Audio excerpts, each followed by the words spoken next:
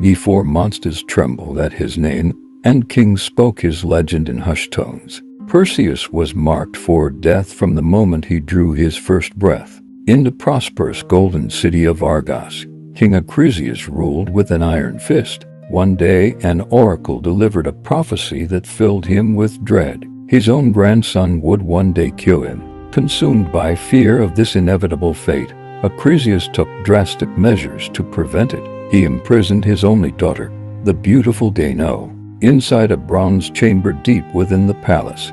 The room had no doors or windows large enough for any man to enter, and guards watched it day and night. Acrisius believed he had outsmarted destiny itself, but the gods of Olympus found mortal attempts to defy them amusing. On a stormy night, as thunder cracked across the sky and rain lashed the palace, Zeus himself descended, shimmering golden light that slipped through the tiniest cracks in the bronze chamber. The room glowed with divine radiance. In time, Danae gave birth to a son. She named him Perseus.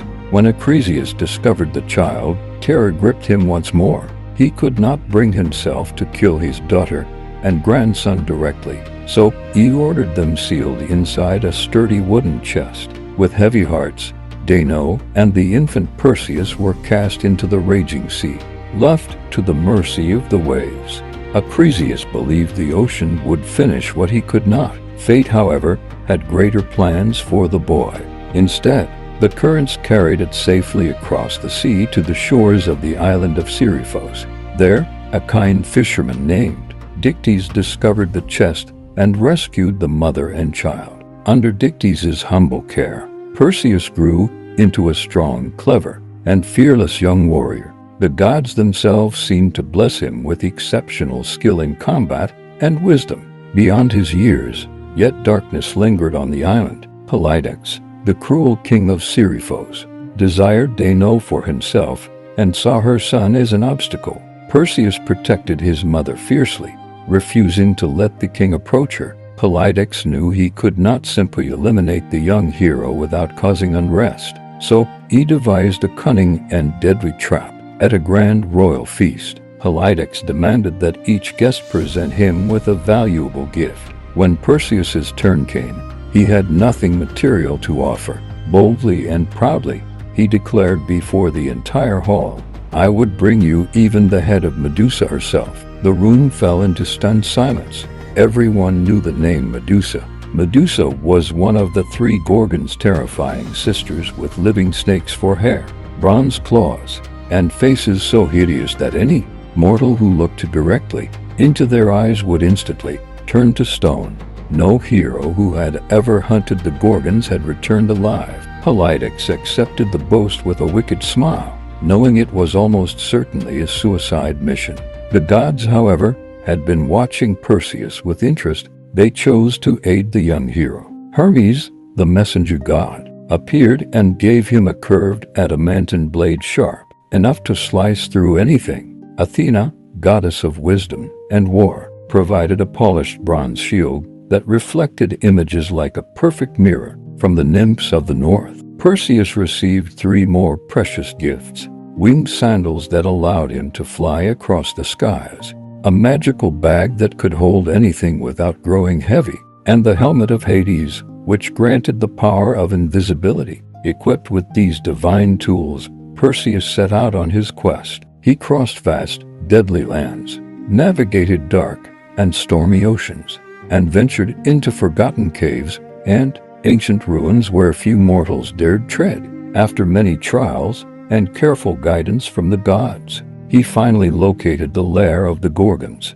Under the cold, pale light of the moon, the three monstrous sisters slept among a field of stone statues, the petrified remains of countless warriors who had failed before him. Perseus moved with extreme caution. He never looked directly at Medusa. Instead, he watched her reflection carefully in Athena's polished shield. As he crept closer, the snakes on her head hissed softly. The air grew still and heavy. Then, in one swift, lightning-fast strike, Perseus swung the curved blade and severed Medusa's head from her body. From the spray of her blood sprang two extraordinary beings: the magnificent winged horse Pegasus and the powerful warrior Chrysil. The other two Gorgons awoke instantly, screaming in rage and grief. They rose to pursue the intruder, but Perseus quickly donned the helmet of Hades, becoming invisible. He slipped away into the shadows and escaped with Medusa's head safely stored inside the magical bag. His adventures, however, were far from over. While soaring high above the seas with his winged sandals, Perseus spotted a horrifying scene near the kingdom of Ethiopia. A beautiful young princess named Andromeda had been chained to a rocky cliff overlooking the ocean as a sacrifice to appease a monster sea beast. Her mother, Queen Cassiopeia, had angered the sea gods with her vanity and pride, boasting that her daughter was more beautiful than the Nereids. In punishment, the kingdom faced destruction unless Andromeda was offered to the creature. Perseus descended immediately, his heart stirred by love at first sight. As thunder rolled and waves crashed violently, the massive sea monster emerged from the depths, its jaws wide and deadly. The crowds on the shore screamed in terror. Perseus dived from the sky like a bolt of lightning.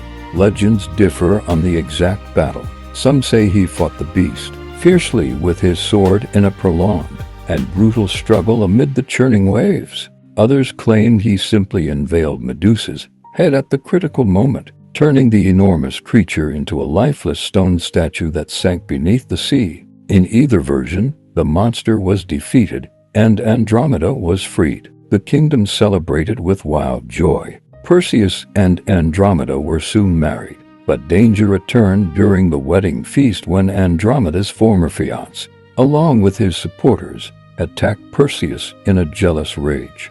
Outnumbered and cornered, Perseus once again revealed Medusa's head. In seconds, his enemies were transformed into frozen stone statues, their faces locked forever in expressions of terror. With Andromeda at his side, Perseus returned to Seriphos. There, he discovered that King Polydex had continued tormenting his mother Danae in his absence. Enraged, Perseus stormed the palace. The cruel king mocked him, believing Perseus had failed in his quest. Without hesitation, Perseus uncovered Medusa's head one final time. Polydex and his entire court were instantly turned to stone. Peace finally returned to the island. Dictys was made the new king, and Danae was safe at last. Yet fate has a long memory. Years later, Perseus traveled to Greece to compete in athletic games. During a discus throw, a sudden shift in the wind sent the discus flying off course into the crowd. It struck and killed an old spectator, King Acrisius of Argos. The prophecy had been fulfilled, not through deliberate revenge or hatred, but through the simple, unpredictable hand of fate. Grief-stricken, Perseus refused to claim the throne of Argos.